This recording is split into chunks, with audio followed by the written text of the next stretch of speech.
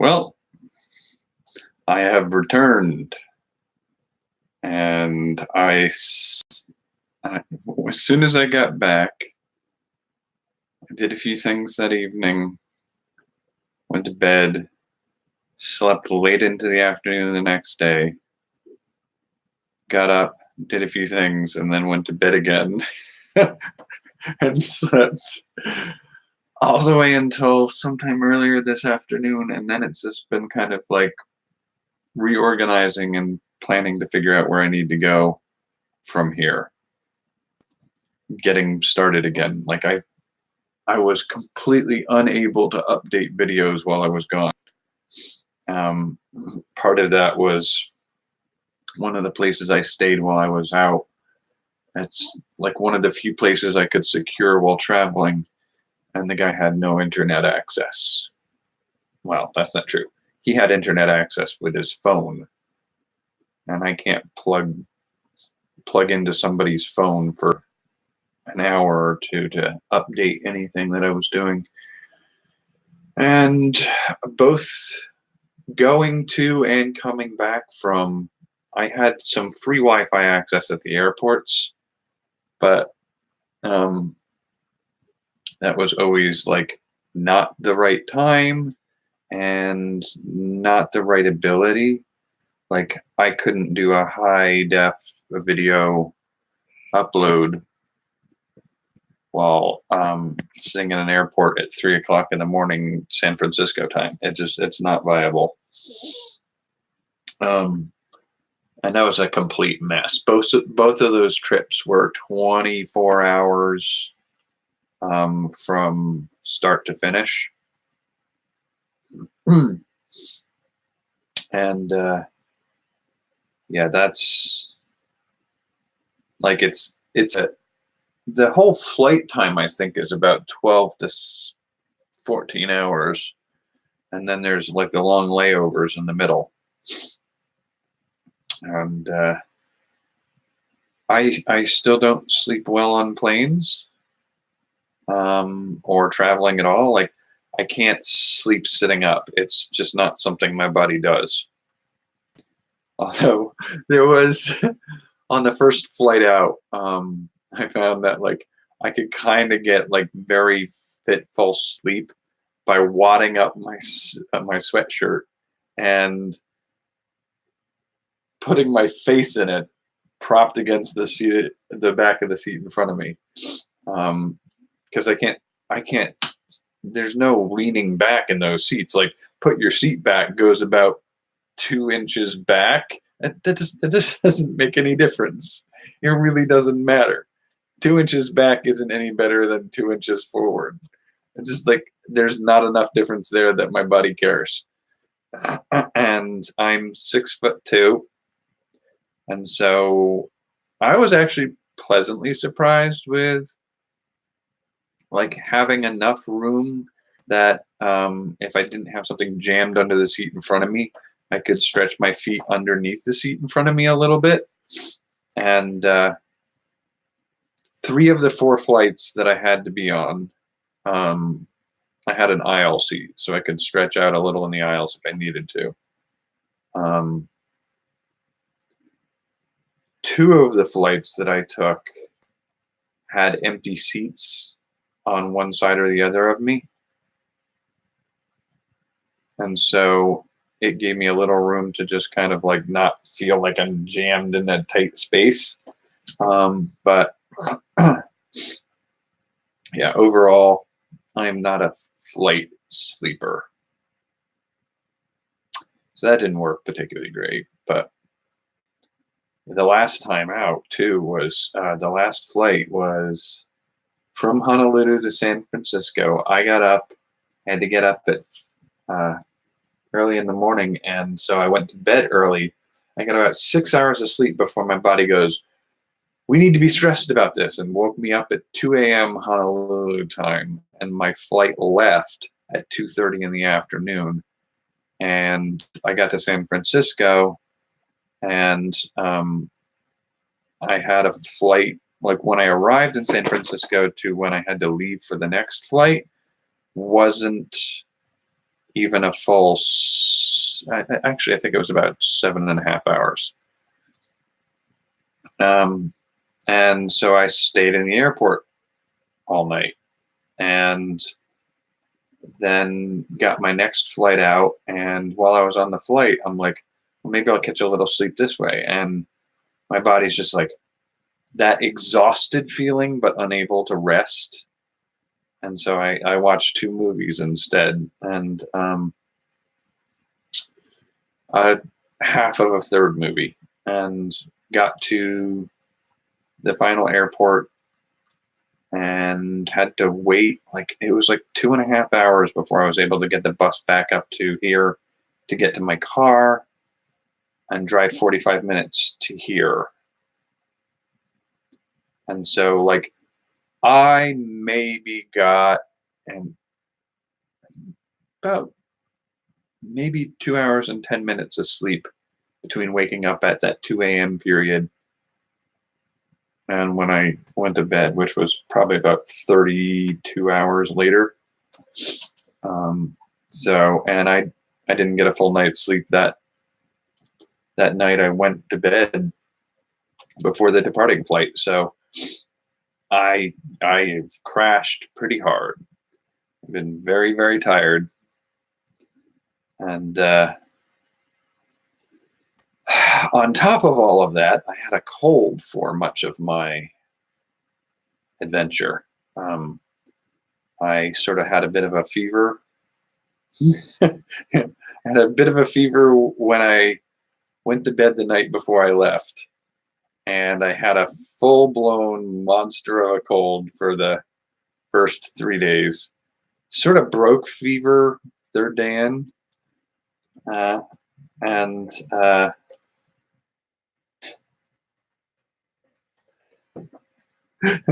yeah, still recuperating, I think. um, and so I still, like, when I eat lunch or dinner now, I still get a gobbiness for like an hour or so afterwards, but I think I'm on the mend. So it made like the first day I was in Honolulu, I had worn my long pants, a long sleeve shirt, this chef's coat, and a sweatshirt, and underneath my long pants I was wearing sweatpants. And like I was just fully clothed, because I left New England and it was like 34, 35 degrees Fahrenheit. And I wasn't going to bring a coat with me because I wasn't going to wear a coat in Honolulu. It's 75 degrees during every day and 68 during the night. I'm like, nah, I don't need to bring a coat. It's just a thing to lug around with me. So I dressed warmly so that it would be warm enough for my flight out. And when I got to Honolulu, I was wearing all of that and wandering around the city during the day where it was 72, I think. And I wasn't even one lick of warm. So like I know it had to be one of those things where, like, when you've had a really bad cold or something, and like you could be standing in a kitchen in the middle of summer and you're shivering. Like, I was bundled up enough that I should have been sweating like crazy, but it wasn't. So it must have been pretty bad. It must have been really, really bad. And I sounded like I gargle with gravel the whole time I was there. I got a little bit better towards the end. And a few of the days while I was there, the guy who housed me for a good chunk of my trip there were 2 places I stayed. I started in one place, went to another place, went back to the first place. And the guy at the first place, he's a really nice guy, native Hawaiian. And like, he wanted to make food for me each day. And I have a very sensitive digestive system. So I'm always kind of like, but I wanted to be polite. And so when he made these breakfasts for me and at least one dinner, he eats huge amounts of food, like on par with one of my mukbang videos. Just massive amounts of food. I'm trying to remember, like, he made these pancakes that were easily, oh, like, I can't think of anything I have that's the same size, honestly. Like, man, like, trying to figure out how to, like, the pancakes he made had to be that big around, and there were two of them, and he just, like, he buttered the absolute Hades out of these things. Like, they were so coated in butter that the syrup couldn't soak into them. And then on top of that, he gave me, I think the first day he did it, he gave me like 4 very barely sunny side eggs. So like they were white, but the white was so like soft that I'm like barely thinking they were cooked. And then like the yolk, there's no part of that that's even remotely set up. It's all liquid. It just touch it and it oozes out everywhere. And so that was day 1 breakfast. I think that the second breakfast he made me was scrambled eggs, and it had to be like 5 or 6 eggs.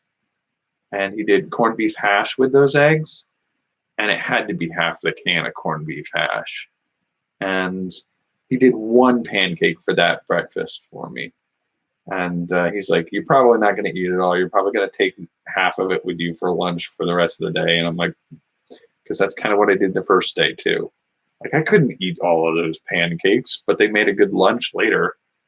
And then third breakfast he made for me was it was a massive, absolutely massive mound of rice. And I feel like it wasn't just regular rice. I think like he cooked it with like some coconut milk or something, because there was something more to it. And then 2 eggs on top of that, and 2 hot dogs. Essentially, they were supposed to be like sausages. I'm pretty sure they were just a hot dog. And like he ate a lot of food, and it was really nice of him to make meals for me. I don't think he understood that, like, I can't eat that much. Like, my system just can't pull that much in. And that last day was like, here's your breakfast, and then like I finish it, and like when I eat a large meal, even a regular meal, I prefer to wait about an hour and a half to make sure it's not going to upset my system. And a lot of the foods he gave me were foods that my system's not used to and doesn't usually handle well. So I'm like, I need to give this a little time. But the last day he gave me breakfast. He goes, well, it was nice having you here. Next time you're in the area, feel free to come by. And, pointed me to the door like within 5 minutes of having finished breakfast. And I'm like, oh, I'm in trouble. Because like there's not a public bathroom anywhere around here. And I'm getting on a bus that's going to be an hour and 30 minutes, possibly 2 hours down to the main city. There's no bathroom on that bus. And there's not really anywhere along the path where I can stop and get out and use a bathroom. And I'm like, I'm in trouble if this starts to cause problems. I was fairly lucky in that I had only cramping and discomfort for my trip. I didn't have any problem. But yeah, it was an adventure. I have to admit, during the like the worst part of having the cold on the trip, like I was like legitimately angry. Just angry. Like, I've planned this for a month and a half. I did everything right. I didn't encounter anybody other than somebody else in the same building that I live in for 10 days before my flight was supposed to leave. I kept contact with the public minimal. I spent my time working on the things I needed to get done before I left. And of course, the night before I depart, I get a massive fever and a set in of a horrible cold that when it really bored itself into my bones was a miserable cold. I have not been that sick in 5 years. And I was just like, really? Of course you're going to do this during the first time I've flown in almost 25 years. Like, I haven't flown in a plane since I was a teenager. Maybe even preteen. And of course, the first time I get on a plane in that long, and it's an important trip to me, and I'm going to spend a week in a place like Hawaii, of course, we're just going to absolutely disrupt everything for most of the trip. And I was like, of course, that's what's happening. Of course it is. But honestly, by the end of the trip, I kind of got to the point where I was sort of like, you know what? Not only did I manage to figure out how to cheaply fly to Hawaii and realize how easy it would be for me to do that, but I got the interviews I needed for what I was doing out there. I met some interesting people, had some good conversations, got some nice photos of some of the landscape. Like, admittedly, I only had like a day and a half at most that I got any real use out of, but I got a day and a half of use out of a trip to Hawaii. And for the costs at what I managed to do it for, it's something I can do again. And so I tend to think of this more as like a scouting trip. I did a scouting trip out to Hawaii and realized how likely I am able to do it again. I also now know that if I want to go to Waianae and I land in Honolulu, that I can take the 40 bus. It's going to take about an hour and 45 minutes to get there. There's a nice beach up in that area that I can get some great views from. And the next time I go, I'm going to really have to give serious consideration to doing some swimming, maybe some, what is it, like, I think they do some, I could take some surf lessons, and I think they do like the parasailing thing too. And there is skydiving. I don't know if I'm that stupid. If you're into skydiving, go for it. I'm of the philosophy of jumping out of a plane is what you do when the plane isn't working. That's my only reason I could ever imagine wanting to jump out of a plane. So I'm not big on the skydiving, but I might consider doing it just to do it once. I'm all about trying new things and learning things and exploring things. I should give myself the chance to do that. I still don't want to do it. Like, why would you do that? Like, standing on top of a tall building and looking over the edge isn't good enough. You've actually just got to jump out of a plane. Why would you do that? It's a perfectly good plane. It's working like it's supposed to. Why would you jump out of it? But yeah, I need to sort out some things in my mind to prep myself to do like some surf lessons or something like that. But now that I've done it, not only do I know which buses to take to get to which part of Oahu, I also know that the second place I stayed at, it was an amazing place. And like, I would book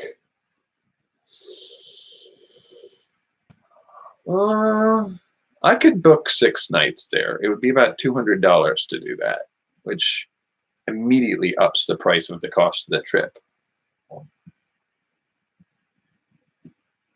So I might favor 3 nights and just settle for $100 for the stay.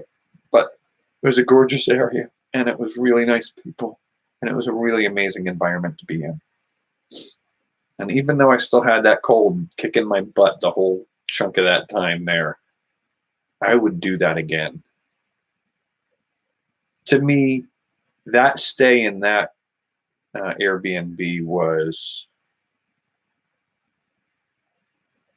it was a better experience for me. Like, I would go to Honolulu, I would go to Oahu for that way before I even think about, like, I went to Waikiki because the guy I stayed with the last bit and said, you've come to Oahu, you have to go see Waikiki. So we walked around Waikiki, and it's like, it's a mall. Hooray.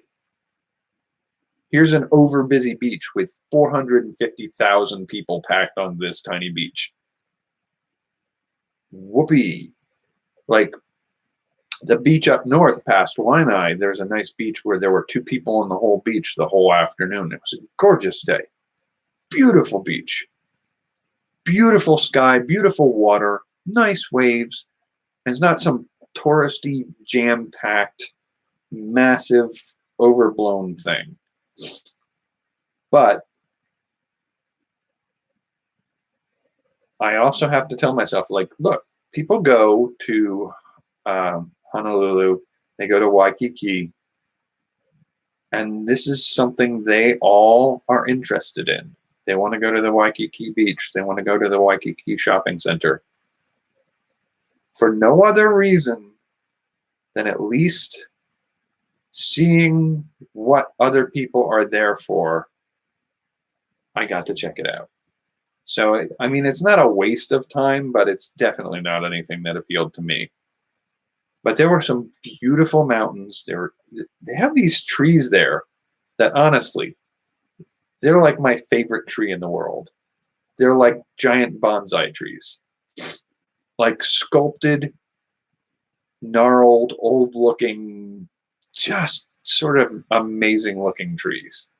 And I got a few pictures of some of those in the city area, a few in the rural area, and one of my favorite shots was walking underneath one and just taking a picture up through the branches at the sky, and like a little bit of the sunlight coming through in one spot, and just kind of a light spot, and it's like lighter and gradually bluer between the leaves, and just like these lightning bolt jagged little branches all throughout, doing this sort of like fractal pattern. It's a gorgeous type of tree, and I don't know what kind of tree it is. I'll have to look it up. But I kind of love those. And I had some fun wandering around the city. I was a little miffed. That the guy who was, advising me of where to go told me that didn't make much sense to do much on Sunday afternoon, and so we didn't do much on Sunday afternoon.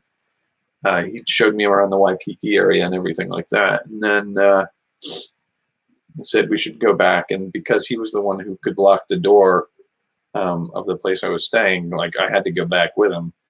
And he said, yeah, it's not much point in doing anything today. And so after the Waikiki touristy stuff, we went back to the apartment, and I found out, like, the art museum in Honolulu was still open, but I couldn't get back to it in time to get there before it closed that day, and it wasn't open my last day in Honolulu. So I didn't get to go to an art museum or an art gallery. I'm kind of miffed about that. But I can always, catch it on the next trip out. But yeah, so I got some landscape pictures to use as references for art, and just to remember how amazing some of that landscape and seascape and sky. I didn't get a picture of a sunset either. So that's the other thing I need to get the next time I go out. But all told, I got my interview.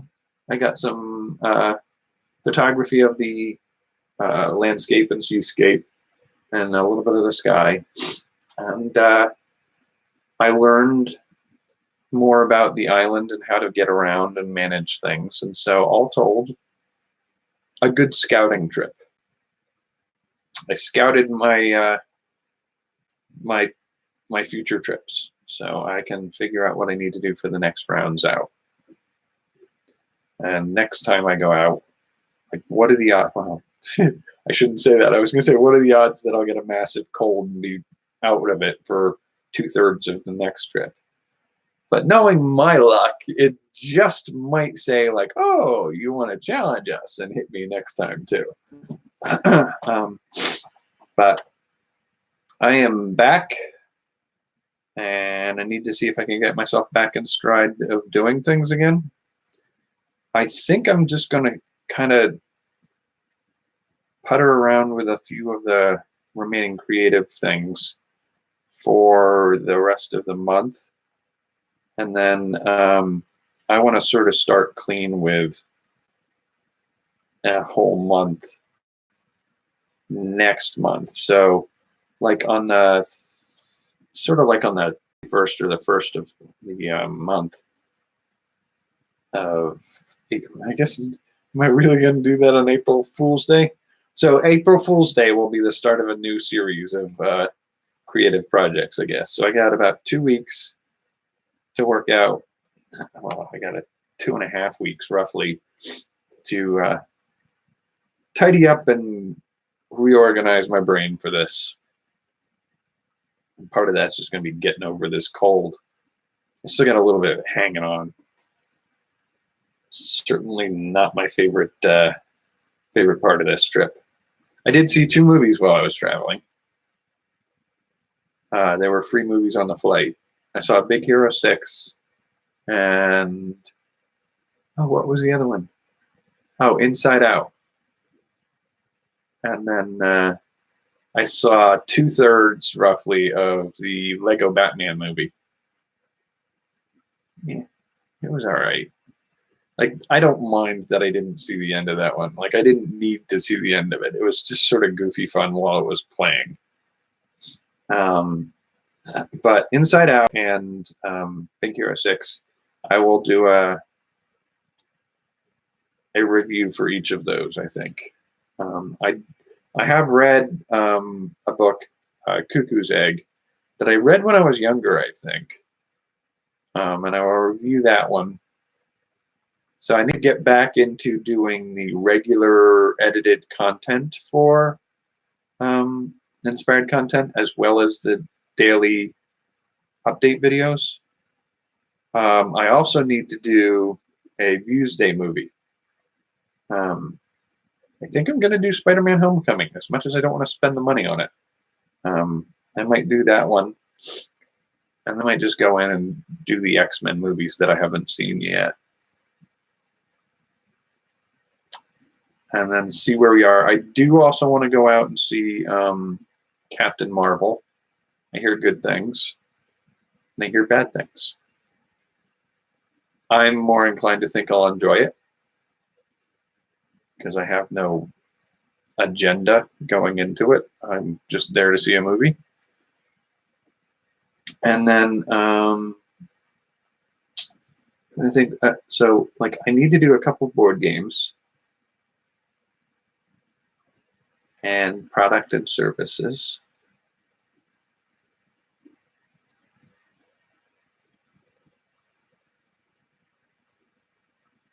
I haven't seen Future Past. That's one of the ones on my list. Honestly, the X-Men movies I've watched have been X-Men 1, X-Men 2, and then I stopped. And partly because I heard X3 was horrible. I did see the original X-Men Wolverine Origins or something like that. Didn't care for it. I heard subsequently that I think there were 2 more Wolverine movies. And then Logan. I saw Logan. I didn't see the other Wolverine movie or movies. I saw Logan. I thought that was an amazing movie. I mean, it's barely an X-Men movie, but I mean, it plays the character so dang well. And it's just like, I have to admit, when I first saw it, it was a little overhyped for me, so it took me a little while to adjust to it. But I also remember feeling like it was just heartbreaking to see what became of Professor X and to see what Logan's life was like. And just it was just like it was powerful. And I still think that's one of the better movies out there. I heard X-Men First Class was okay. Some people liked it, some people didn't. Um, and then, what are some of those other ones? Future Past is one that people talk about as if it was like, this is what the X-Men movies need to be again. And I'm like, I guess I'll have to see that. But I mean, I'm always a little cautious with that. Like, I usually go into movies like that where I look at them and I go like, I'll take it as it is. Like, I'm not going to hold it to a standard of, matching 30 years of, like, what is it? Like 30 years of the comic book storylines. Because the the comics, like, they've got decades of content in them, and if you're expecting to get like them playing to that content, the other thing you have to realize about that content of decades of content is there's a lot of garbage in that decades. Like, things that we don't think are appropriate anymore were just rampant through those types of movies or those comics. Like, I can remember like a nickname of one of the characters in, I want to say it was Green Lantern. It's like full on racist. But like years later, they tried to retcon it with some sort of story that made it okay. It never made it okay, but so like I go into a movie and I expect that they're not going to be the same as those 30 or 40 years worth of comics. It's not possible. And we shouldn't want them to be. They should be their own thing. But when it comes to X-Men, there is a little bit of that where I'm a little picky about it. And I feel like they took a lot of liberties with it. So I have here on my list X-Men The Last Stand, which was X-Men 3. I didn't see it. I didn't see First Class. I didn't see Days of Future Past. And I did not see X-Men Apocalypse. So I may end up doing those. I'm still looking at Spider-Man Homecoming. And honestly, is there not a cheaper version of that? I don't know why it's $14. I'm going to see if I can find it on Netflix. But I'm hoping that if I do those, like, I'm trying to remember, I've got, I think 6 weeks. It's 1, 2, 3, 4. 5 weeks, 4 or 5 weeks from now is the release of Endgame, Avengers Endgame, which is the new movie. And I kind of was originally planning to do a Marvel movie up until the date of the release of the new movie and then catch it.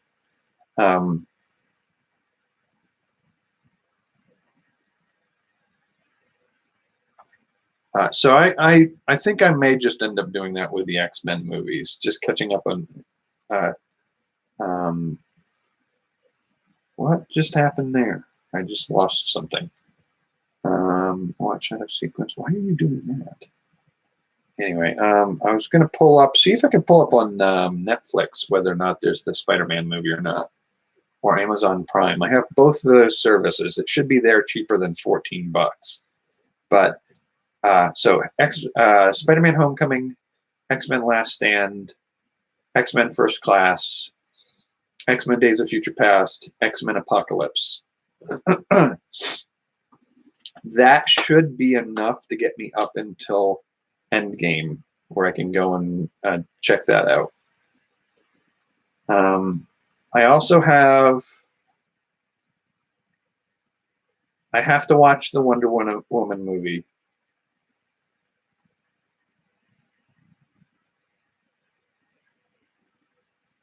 And I haven't watched Justice League, but that one's price is still pretty high. I haven't seen Batman versus Superman. There are a couple other movies I'd like to watch. The Valerian and the City of a Thousand Worlds. What else do I have? Blade Runner 2049 is one I would like to see. It was one of the potentially free ones to watch on the flight, but I had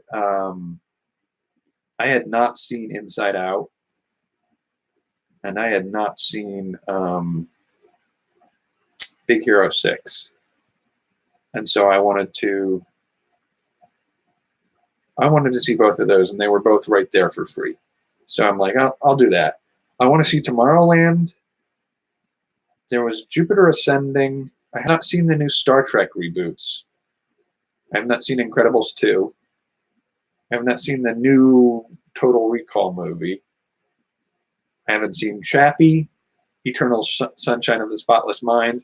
There is a movie called Fantastic Planet that looks interesting that I would like to see. And then, what else do I have? Valerian, Blade Runner 2049, Ghost in the Shell. There's something called Every Day. That one may be on hold for a while because it's still $16 to see it, and I'm not paying that. There's a movie called No Impact Man that I'm kind of curious about. There's a guy who did a project with his family where they lived in an apartment in New York City where they tried to produce no garbage, and they even lived without power or internet or TV for a while.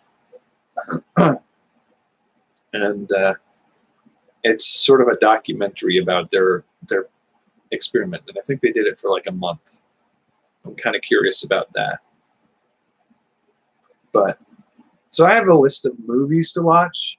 I have in my storage, I have like 3 bookshelves full of books to read. So I've got books, movies. I have a small collection of board games. I should be able to pull a few of those out for the next few months. Product and services are going to be a little tricky, I think, but I think I can do that. Taste tests, I've got a backlog of videos that I can do. Art and music, I've been to a lot of art museums when I was out traveling, so I've got art to do. And I acquired some CD and DVD storage devices from a thrift store, and they were packed full of DVD collections of like Pink Floyd, Aerosmith, and stuff like that. So I could review some of those albums. And then it's just down to video games. And that's a category I haven't dabbled with much. I'm thinking, like, we've got that arcade cabinet at the Makerspace with a lot of the old arcade games. And that one has only a few, like, I think it has like 120 games on it. I'm pretty sure if I offer to work with that at the Makerspace, because it takes up a lot of space where it is right now, and if I just tinker with it and get it up into a better position so that it doesn't eat up so much floor space at the Makerspace, I might also be able to upgrade it so that it can have a few thousand types of games on it. And if I can get it to do that, then I may just review a bunch of those video games. I also have a few favorite games that I want to review that are old computer games that I used to play. So I have the potential of doing several months worth of content, of regular edited content. And starting in April, on April 1st, doing the weekly projects again for this channel. And then the other channel, I need to start up like editing and uploading the interviews at makerspaces that I've been to. And I want to do some like weekly projects on that channel, and maybe like make something each week. And then a category I've been thinking about where it's like learn a new skill or something each week, kind of content. And so I will have something each day of that week. And if I get my stuff together in the right way, every day on both channels will have at least one video to it, sometimes more than one for this channel. And then, I need to get myself into the pattern of doing that again, because I've really fallen out of practice of treating this like a part-time job where I put work into it every day for a few hours and get about an hour or two worth of content across both channels. Like, I should be able to do that regularly. And I'm hoping to really get into that to a degree that I can get enough ahead so that when I go traveling during summertime, I'm not going to have like a week off like I have right now from Honolulu. Like, having a week off, don't get me wrong, that can be good for you. But there's a part of me that feels bad that I haven't made something while I was out. I just couldn't make it happen. Not with the cold and the switching between places and the running around and it was just such a mess trying to get it all to work out. I do think as I plan to go on further travels, I need to do some upgrades. I need to get a cell phone that is better than the one I have. So I need to be able to use the GPS to find where I am better. I need one with a camera that can be used. Like, the camera on my current smartphone, I think is like a 5 megapixel. And it cannot shoot high definition video. It's almost like the webcam on the top of my laptop, which also needs to be replaced because during the trip, the other part of the hinge that holds the screen on broke. So it just snapped right off. And so it won't stay up. I have to hold it in my hands. So my laptop is now meant to be a desktop. I can actually probably do a setup where I could put some, like a stand, a fold down stand on the back of the screen so I can set it up like a monitor. I have to watch out because there are lines, they're the connectors to the main computer. They're very short. But if I can do something where I can, essentially that's what I'll probably end up doing. Or using some scrap aluminum from the bin at the makerspace. I may make L brackets with enough of a bend in them so that when I fold the screen down, it doesn't protrude enough to be an issue on the laptop. But when I put the screen up, it can tuck under the body and use it for stability. So, I think that's probably what I'm going to end up doing. I thought about doing like a 3D printed hinge and just epoxying it to the top of the keyboard area because there's space up there that I can do that on.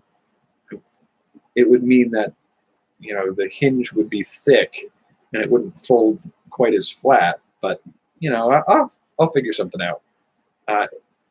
I'm still going to use this computer because it has a lot of use in it other than the screen folding down. It's got a good processor. It's got a good size hard drive. It can run a lot of software to do a lot of what I need. So it can still do a fair amount of things. It's just not going to travel as well. So I may invest in a small, travel-friendly laptop. And this one's actually rather large. It doesn't fit most of my bags for travel anyway. So And most of the time I do any traveling, I shouldn't need as much of the intensive processing power, because when I travel up to Alaska and go through Canada, while I'm doing that, the updates that go for the maker spaces are going to be ones that I've already been to, because I've got a backlog of those too. I've been to 44 maker spaces across the country, and I've only uploaded 10. So I will have 30 more weeks of that content to go, and that's going to last me well past summer when I'm traveling up through Canada and Alaska. So when I just need to edit them and post them to get them to post on a schedule time frame, so they'll already be there, and I won't need to do the editing while I'm traveling if I build up enough ahead of time, edited and ready to go. So that should be fairly easy to do. At that point, the only thing I need to be able to do is connect to the internet and maybe live stream from a webcam. I can do that with a tablet for the most part. I don't like tablets. I like something with a keyboard. But so doing these videos, the live videos like I'm doing right now, I want to be able to do that while I'm traveling. And so being able to have a cell phone that could live stream from the cell phone or could be used as a hotspot is potentially high on my priorities list. Getting a small laptop that lets me do some internet basics while I'm traveling, that's sort of on my list of things I need to do. And then building the scheduled updates so that they're happening while I'm traveling, that's on my list. And once I get that squared away, it makes it much easier for me to do the rest of what I need to do from my 2 channels while I'm traveling. And so that's sort of where my mind is right now, is trying to figure out how to make sure I can do all of that.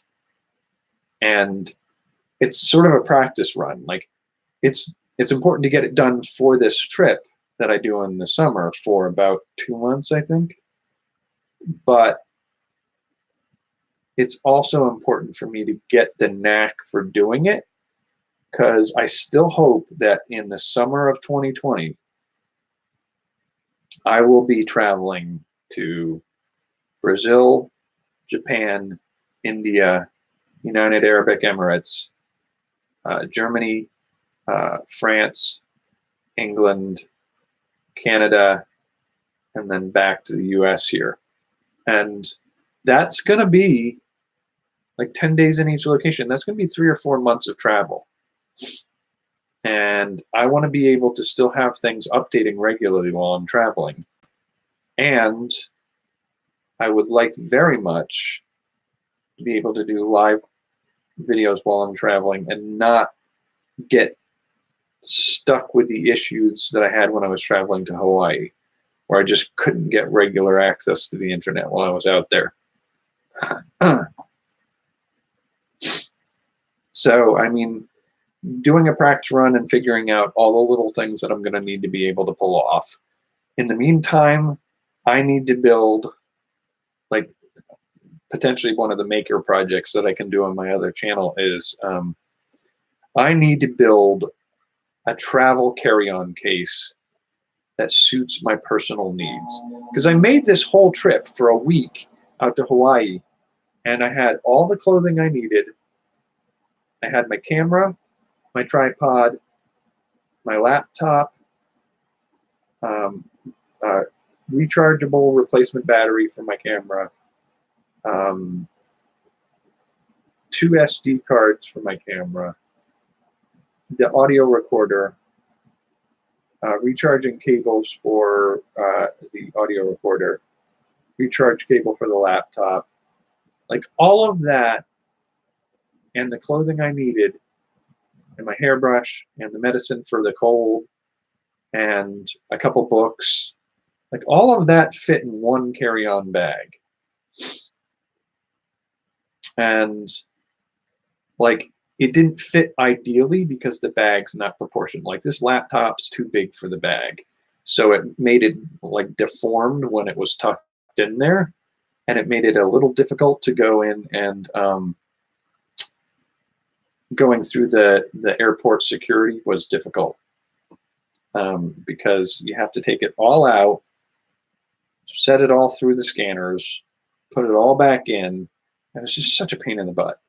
Now, my understanding is that if I go in through the airport security, I can have one overhead bin carry-on and a laptop bag. And every flight I took basically had that same standard that I could do. And so what I really need to think about is do a bag for my laptop, camera, and all that equipment, do a bag with my clothing and everything else as an overhead bin bag, and make them specifically for the way I pack for those things, so that everything has a place and it fits perfectly in its space, doesn't take up any more than it needs, and it isn't awkwardly sized and making it difficult to all fit in there. And yeah, the adapters for other countries is going to be interesting. So I got to figure out like how I'm going to do all that. But I can make custom bags to fit that need. And the airlines all pretty much have a standard dimension for, I think it's like 22 inches by 19 inches by 9 inches or something like that. It's pretty much a standard dimensional shape that they'll let on a plane. So if I can build a bag that fits those dimensions, holds all of what I need for recording and the adventures that I have, plus 3 sets of clothing, so that I can wear one, wash one, and have one as a backup, and just go through that cycle. Because pretty much everywhere I'm going to go, I'm going to be able to clean my clothes. And knowing how to camp in a set of clothes for 2 or 3 days means that I could stretch that if I need to. Three sets of clothes, 3 days each. I can do a 10-day week easy. And then, figure all that out and work out everything I'm going to need for that trip. The budgeting for that trip and figuring it out, getting the visas I need to do and any shots that I need to go to another country, and that I have to do over the next it's almost a year at this point. It's a year and a quarter to make it happen. And then the budgeting, like figuring out how I'm going to pay for it.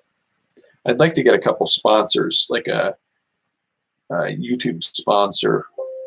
My battery is running low, so I should probably go. I should have probably plugged this in, but I will see you tomorrow. Thanks for joining me. It's about to turn itself off.